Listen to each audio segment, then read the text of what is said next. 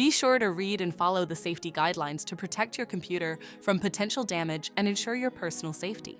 For more information about safety guidelines, see the owner's manual at dell.com/support. Before you begin, turn off the computer and disconnect all the attached peripherals. Before proceeding, ensure your computer is in service mode. To enter service mode, press and hold the B key on the keyboard and then press the power button. Now, the computer will boot up and the owner tag information is displayed on the screen. Press any key to proceed. The computer will emit 3 short beeps and shut down, indicating it has entered the service mode.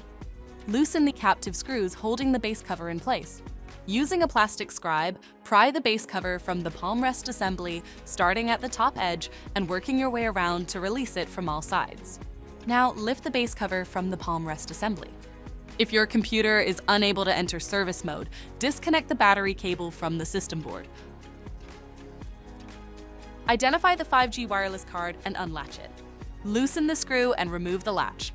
Disconnect the cables and lift the card out of the system. Unplug the cables and remove the piece of tape to fully disconnect the wireless card from the system. To reinstall the wireless module, reattach the piece of tape and plug in the cables. Place the card back in the system. Reconnect the cables and install the latch.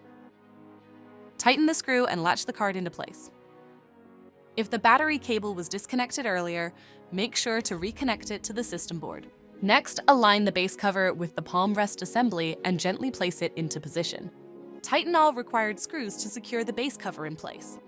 To exit service mode, connect the AC adapter and press the power button. Please note, the system will only power on and exit service mode if the adapter is connected.